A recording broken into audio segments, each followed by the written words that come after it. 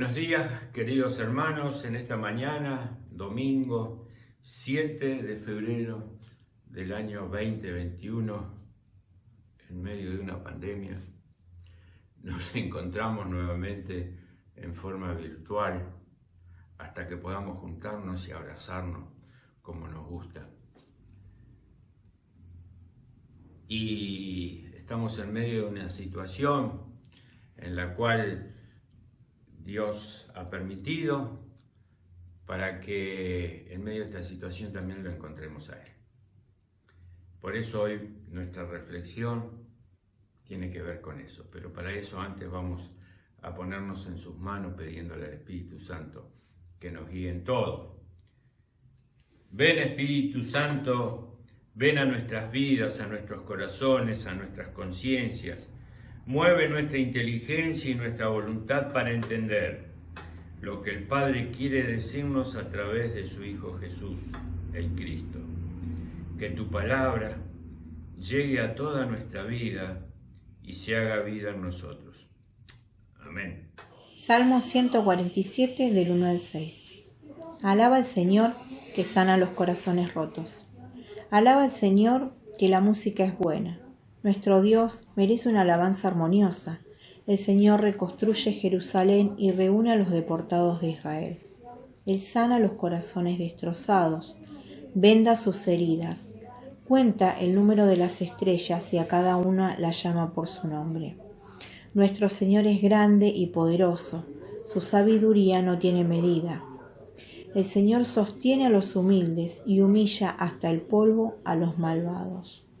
En este salmo celebra la reconstrucción de Jerusalén. Podríamos trasladar esto a nuestras vidas, suponiendo reconstrucción en muchos aspectos internos del corazón, que tengamos o sintamos estar devastados. Comienza y termina con un llamado a la alabanza. El salmista se da cuenta y, preocupado por la actitud del ser humano, hace un llamado repetitivo. ¿Por qué no dedicamos más tiempo para alabar a Dios? Dios se deleita en la alabanza de su pueblo, porque en ella se cumple la comunión con Él, y de manera recíproca debe ser el deleite de ambos, también del creyente. Hagámoslo frecuentemente, y si en tu corazón hay tristeza, canta.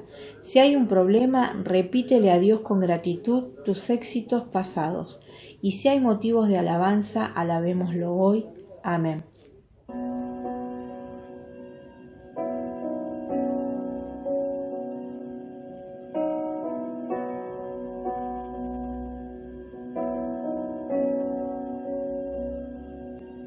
Sublime gracia del Señor, que a un infeliz salvó.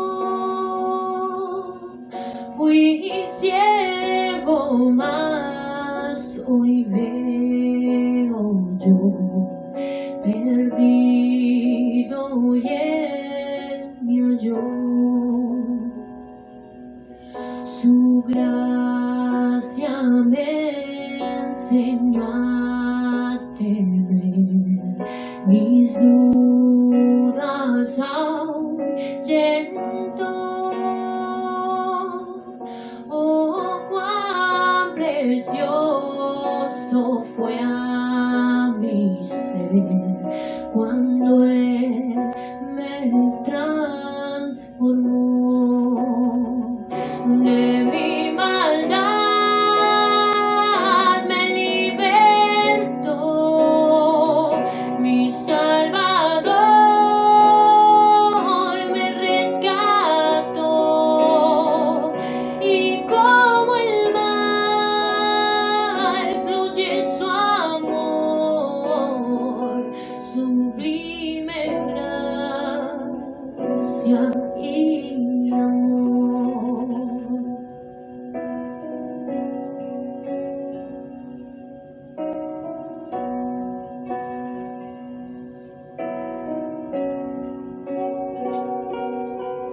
En los peligros y aflicción que yo he tenido,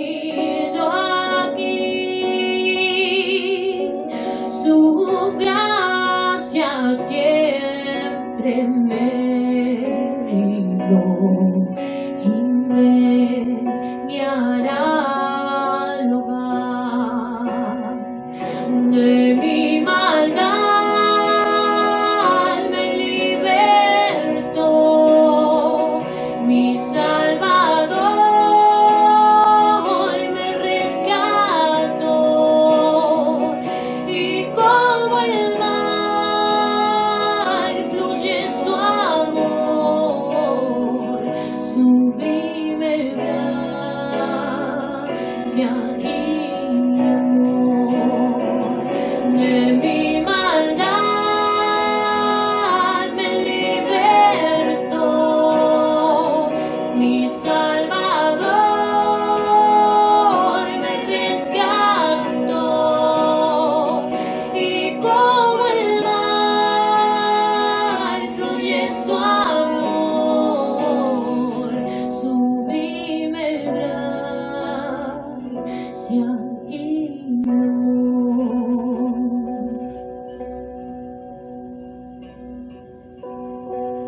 Y cuando en Sion por siglos mil brillando esté cual sol, yo cantaré por siempre a mí su amor que me salvó, su amor que me salvó,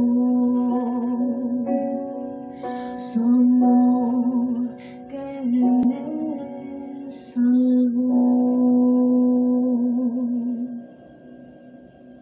Con su poder divino, Jesús vence el mal que trata de dominarnos de muchas maneras, físicas y espirituales, como vemos en el caso de Job y en numerosos enfermos que cura Cristo. La lectura del libro de Job lamenta la lucha del día a día y el aparente vacío de la vida. ¿Por qué hay sufrimiento? Escuchemos cómo Job nos explica su situación, semejante al dolor de muchos seres humanos de todas partes. Escuchemos el pasaje Job 7 del 1 al 4 y del 6 al 7. Habló Job diciendo: el hombre está en la tierra cumpliendo un servicio, sus días son los de un jornalero. Como el esclavo suspira por la sombra, como el jornalero aguarda el salario. Mi herencia son meses baldíos, me asignan noches de fatiga. Al acostarme pienso, ¿cuándo me levantaré? Se alarga la noche y me harto de dar vueltas hasta el alba. Mis días corren más que la lanzadera y se consumen sin esperanza. Recuerda que mi vida es un soplo y que mis ojos no verán más la dicha. Marcos narra una serie de curaciones realizadas por Jesús. Haciendo esto vence al poder del mal y nos ayuda en la lucha contra él. Aunque la gente clamaba por su presencia, Jesús callada y sigilosamente se alejaba para orar y luego predicar a otros. Escuchemos el pasaje en el Evangelio de Marcos 1, del 29 al 39. Y dice así: Jesús salió de la sinagoga, fue con Santiago y Juan a casa de Simón y Andrés. La suegra de Simón estaba en cama con fiebre y se lo dijeron de inmediato. Él se acercó, la tomó de la mano y la hizo levantar. Entonces ella no tuvo más fiebre y se puso a servirlos. Al atardecer, después de ponerse el sol, le llevaron a muchos enfermos y endemoniados, y la ciudad entera se reunió delante de la puerta. Jesús curó a muchos enfermos que sufrían diversos males y expulsó a muchos demonios, pero a estos no los dejaba hablar porque sabían quién era él.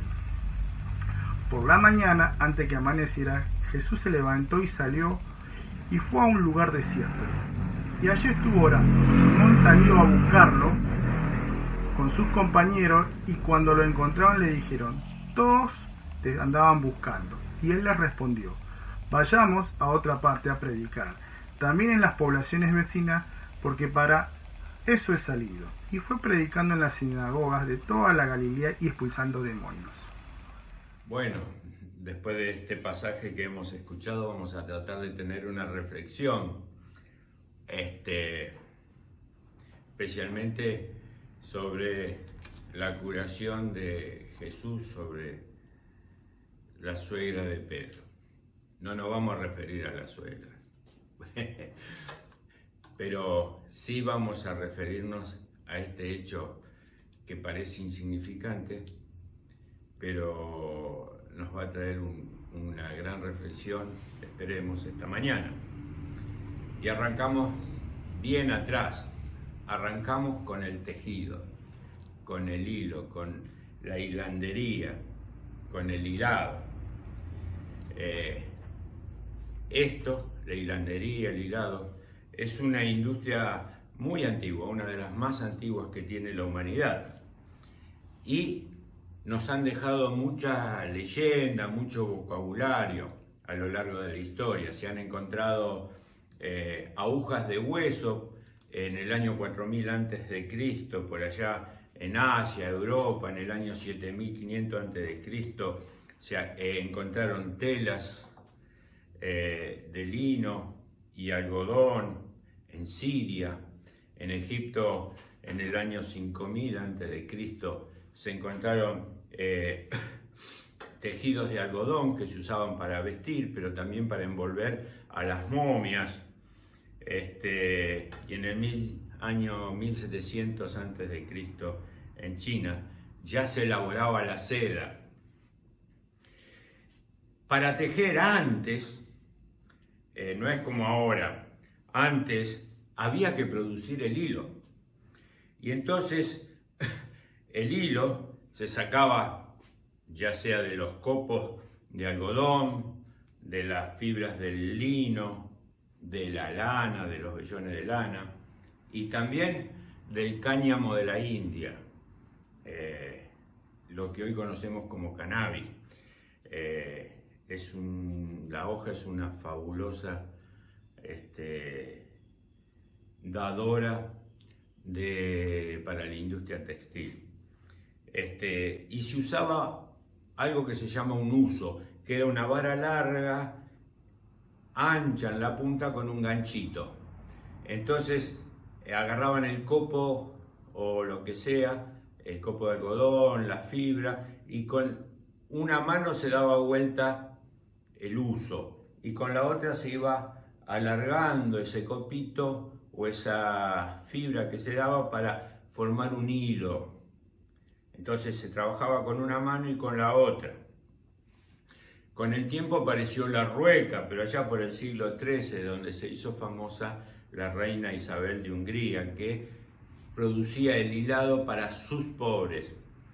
También hay una imagen simbólica ahí en la película Gandhi, si alguno la ha visto, donde Gandhi con la rueca, que era una rueda grande con una correa y en la punta se daba manija como si fuera el pedal de una bicicleta, y entonces iba produciendo la tela. Gandhi decía que había que ser más nacionalista y a través de eso y a través del tejido empezó la revolución contra Inglaterra. Pero todo esto se acabó con la industrialización moderna. Ahora, con el hilo ovillado no hacemos nada. Hay que transformarlo en tela, en género. Y para ello se idearon los telares. Los telares eran 4 varas a forma de bastidor, 2 varas horizontales, una arriba del trabajo, y 2 varas verticales. Y en la vara horizontal superior se ponían los hilos, se ataban uno pegadito al otro y se lo hacía pasar por la vara inferior. En la vara inferior se le ponía pesas para que el hilo quede tenso, uno pegadito al otro, tenso. Eso se llamaba la urdimbre, de ahí viene la palabra urdir, que quiere decir en nuestro castellano orden y que se usa figuradamente para hablar de los que urden algo, un enredo, un complot, una picardía. Después estaban las filas horizontales, los hilos horizontales, que se pasaban con algo que se llama lanzadera. La lanzadera era un instrumento de madera que tenía romo, una punta, y en el medio estaba el hilo. Entonces iban pasando entre hilo y hilo, arriba y abajo, hasta llegar a la punta. Ida y vuelta, muchas veces. A eso se le llamaba trama. En esos hilos se le iba colocando color, longitud, para formar un dibujo sobre ese género que iba a quedar. Y de ahí viene la palabra tramar, tramar algo, complot u otra cosa. También esta trama de filas horizontales, hoy le llaman al conjunto de píxeles en una pantalla, donde determina el tramado o el pixelado de las pantallas. A esa trama que quedaba armado se le podía poner sobre ellos otro hilado de color, otro color, hilos de plata, alguna piedrita, algo. Entonces quedaba armado un tapiz. Pero lo fundamental era lo vertical, la urdimbre, y lo horizontal, la trama. Y es curioso que de la palabra tejer o tejido, textura, derive la palabra texto. El texto de un relato o de una poesía, un bello tapiz de palabras que también tiene su urdimbre y su trama. La cuestión que de esta artesanía o industria ancestrales, el hombre sacó vocabulario o términos simbólicos para designar otros tipos de actos o productos humanos y también divinos. Desde antiguo se pensaba en la vida social y de las personas como una urdimbre de tiempo y espacio en donde se desarrollaba la trama de la vida. Esa trama estaba dibujada por lanzaderas manejadas por los dioses o por el destino. Nuestra vida era una urdimbre, una trama, donde se formaba el tapiz de nuestra vida por medio de lanzaderas que la manejaban los dioses o el destino. Cada uno de los seres de este mundo, y especialmente las personas, era un hilo de distinto color y de distinta longitud que formaba el tapiz del gran todo. Tanto los colores como su longitud estaban determinadas por el destino, se pensaba, a cuyo servicio estaban las parcas. Las parcas. Y esto está, las parcas eran las hijas de la noche. Y esto está muy bien representado en una ópera de Wagner, El ocaso de los dioses, donde se representa y se representaba a 3 hilanderas. Estas hilanderas representaban el pasado, el presente y el futuro de la vida de los dioses y de los seres humanos. La primera, la del pasado, era la que hilaba la hebra, formaba la hebra, manejaba el uso, formaba el hilo. La segunda parca medía el hilo de la vida de cada uno y determinaba su suerte o su desgracia. Y la tercera parca, que era o que significaba la inexorable, la inevitable, era la parca que cortaba el hilo. Esta era la parca más temida. Entre los romanos se le llamaba morta o muerte. Cortaba el hilo de la vida. Ahora, estos retratos tienen que ver con el tejido, también están en la Biblia. Fíjense, en Job 7:6 dice: mis días corrieron más veloces que una lanzadera. Al terminarse el hilo, llegaron a su fin.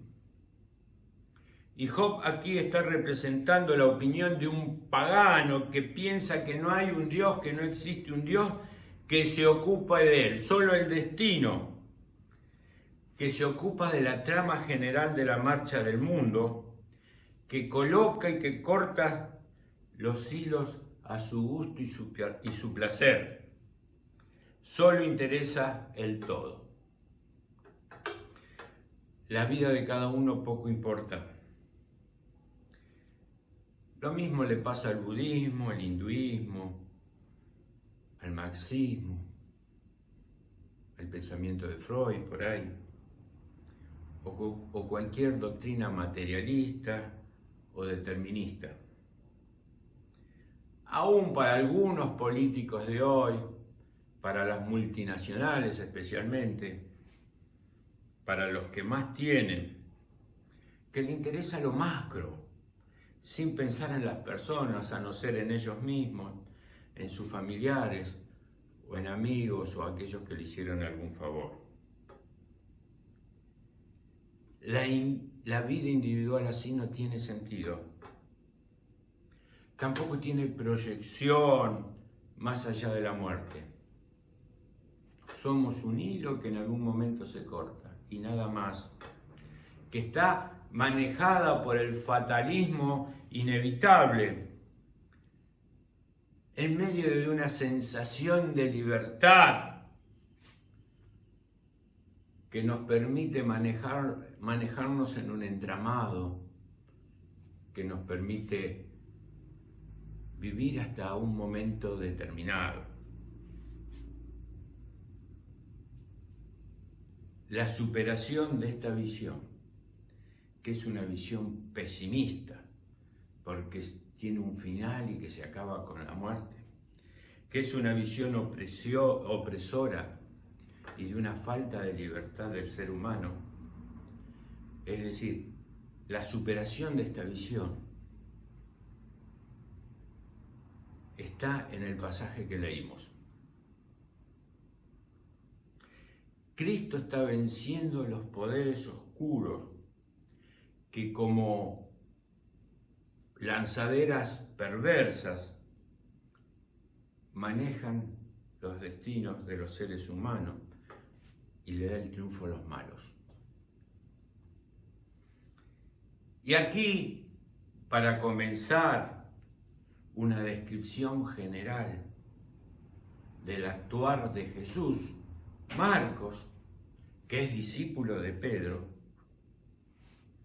quiere mostrar que Jesús no se ocupa solo de los seres humanos en general, de la humanidad, del tapiz, sino que se está ocupando de cada hebra, tal como dice Juan. Jesús es el buen pastor que conoce a cada oveja por su nombre. Y para detallar esta acción nos narra, después de haber nombrado en el pasaje anterior a cada uno de los que lo van a seguir, de sus discípulos, a los que lo van a acompañar, nos narra la curación de la suegra de Pedro. Un hecho poco importante para nosotros, pero trascendente e importante para Dios, que se ocupa aún del más humilde de los seres humanos, a los cuales quiere bendecir. En verdad, las curaciones, los bienes y males de este mundo no son nunca definitivos, sino que vistos desde el punto de vista de Dios, estas curaciones, bienes o males, son medios, son camino en medio de la urdimbre del tiempo y del espacio para gloria de Él, o hacia el fracaso de la vida, si vivimos y morimos apartados de Dios. Es decir, lo que vivimos, lo que realizamos, lo que nos sucede, se transforma en medio para la gloria de Dios o para un fracaso sin salida, si no caminamos junto a Él. Y para mostrarlo, Marcos elige un pequeño personaje, la suegra de Pedro, de la cual ni dice el nombre, pero Marcos lo eleva a la importancia de hacerla figurar como la protagonista de uno de los primeros milagros de Jesús. Y no fue un gran milagro,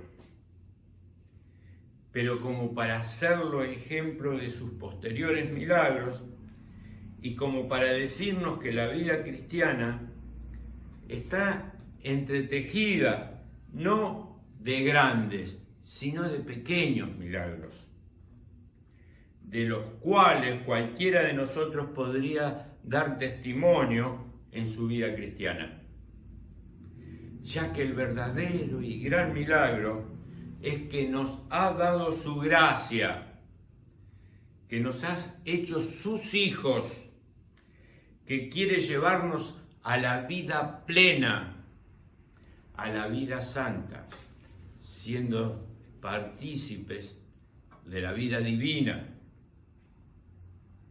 En esta escena lo importante no es la curación en sí, que devuelve la gana y la salud a la suegra. En esta escena lo importante es que después de recibir el milagro, se puso a servirle. El servicio, el amor a Dios y a los demás, mostrado aún y sobre todo en los pequeños actos cotidianos, como lo que podía ser en sencillez esta mujer mayor y recién curada. Siempre se sirve a Jesús cuando servimos a nuestros hermanos y sobre todo a los hermanos de la fe. Y eso es lo único que da sentido a nuestra vida y la hace valiosa. Una vida guiada, pero no manejada. Una vida guiada por la palabra y la gracia de Dios, que es lo que nos hace plenamente libres y dueños de nuestros actos en la medida que nos dejemos guiar por Él. Guiar, no manejado, guiado por Dios. Porque ciertamente todo está conducido por Dios, que es muy diferente al juego del destino, pero Dios lo hace desde el respeto. Que son necesarias las causas físicas, son necesarias a no ser que haya algún milagro, fortuitos, fortuitas las que provienen de los actos libres de los hombres, impulsado por el Espíritu. Por cierto que es Dios quien escribe la textura, el tejido, el texto del libro de la vida del que habla Apocalipsis. Es Dios quien en las coordenadas del tiempo y el espacio urde nuestra situación en la historia. Él es quien observa la trama de nuestros actos libres y nos da la suficiente medida de vida para que nos hagamos santos según nuestros respectivos talentos, colores y actitudes. No hay parcas. No hay destino que corte nuestra vida. No hay muerte. Lo que hay es recolección del fruto maduro y abrazo con el Padre cuando nos muramos y vayamos más allá. Nosotros tejemos la trama de nuestro propio destino, porque es Dios quien crea nuestra libertad, el único que puede hacerlo, desde su infinita trascendencia. Sin Dios no habría libertad, a pesar de los reclamos de independencia de las modernas corrientes de pensamiento. No nos quejemos como Job. El tapiz definitivo, diseñado por el Padre, apenas lo vemos del lado del revés. Es difícil de ver su belleza, de nuestra sensación tantas veces dolorosa y oscura en este mundo. Pero sabemos bien que guiados por Cristo el Señor, teñidos por su gracia, y en su gracia, somos capaces libremente de escribir y tejer la trama de nuestro propio destino, de la gloria, porque ese es nuestro destino, si lo hacemos bien. Para ello, es necesario que entiendas que Jesucristo no solo es tu Salvador, Jesucristo es tu Señor. Déjate guiar por Él. Y el destino, entre comillas, está asegurado para gloria de Dios Padre. Amén. Te damos gracias, Padre, porque Jesús pasó haciendo el bien y curando a los oprimidos de la enfermedad. Él cargó con nuestras dolencias, sanándonos con su dolor, y con sus milagros a favor de los pobres y enfermos inauguró la esperada salvación del reino de Dios, para el hombre que tú amas con ternura de Padre. El ejemplo de Jesús nos estimula al compromiso cristiano, a favor de la liberación de los más necesitados. Concédenos, Padre, imitar la madurez de su diálogo contigo, la profundidad de su oración y la generosidad de su entrega. Así avanzaremos en el soporte humano para una fe adulta. Amén. Bueno, terminando el culto, quería dejar algunos motivos para que en la semana estemos orando. Tenemos algunos enfermos, al orar, siempre Yolanda, Pablo, Oviedo estuvo un poco ahí con la presión, esperemos que se esté restableciendo. Tenemos también a Cloti con sus inestabilidades endócrinas, por llamarlo de alguna manera, gente también con falta de trabajo, como Pablo,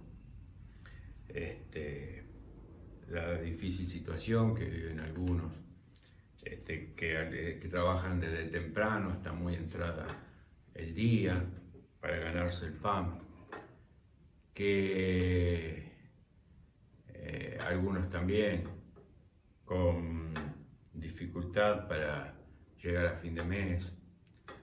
Bueno, está entre nosotros el poder interceder a Dios. Lo escuchamos en la predicación, ¿no es cierto? Si somos guiados por el Espíritu de Dios, haciendo el bien especialmente a los hermanos de la fe, Dios nos va a permitir una vida mejor, todo para la gloria de Dios, y vamos a urdir y hacer de nuestra vida una trama que contente y agrade al Padre. Julieta comienza la facultad, así que oremos por Julieta, para que pueda tener lo mejor para poder llegar a su meta de recibirse y poder colaborar con la familia. También están preguntando algunos por el comedor. Bueno, esto lo tenemos que decidir con el consejo, pero también saber cuántos de ustedes están dispuestos a continuar con esa tarea, si la hacemos de la misma manera, puede haber otras formas. Ahora se está hablando mucho del comienzo de las clases, cosa que es necesaria, pero queremos, y en nuestro pensamiento, que se haga de la mejor manera. Y para todos aquellos que tenemos la gracia de Dios, tener trabajo y poder desarrollarnos más o menos normalmente, ser muy agradecidos a Dios por estas cosas.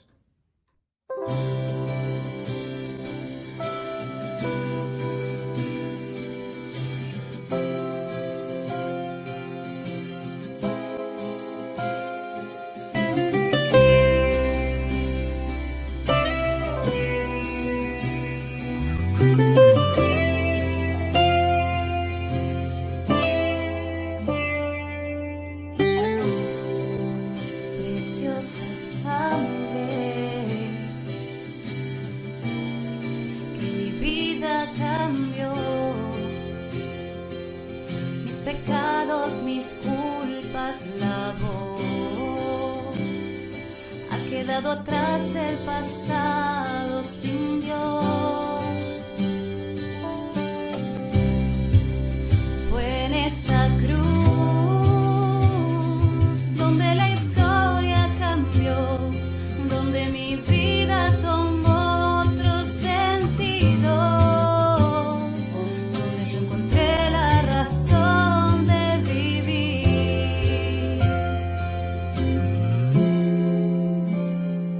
Jesús, Jesús, mi corazón te canta, mi corazón te canta. Jesús, Jesús,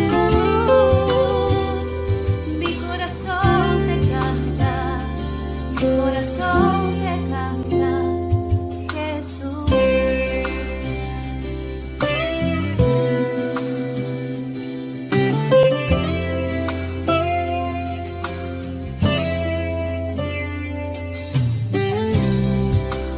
Preciosa sangre que mi vida cambió, mis pecados, mis culpas lavó, ha quedado atrás el pasado sin Dios. Fue en esa cruz donde la historia cambió, donde mi vida tomó otro sentido, donde yo encontré la razón de vivir. Jesús, Jesús, mi corazón te canta, mi corazón te canta. Jesús, Jesús, mi corazón te canta, mi corazón te canta. Jesús, Jesús, mi corazón te canta, mi corazón te canta. Jesús.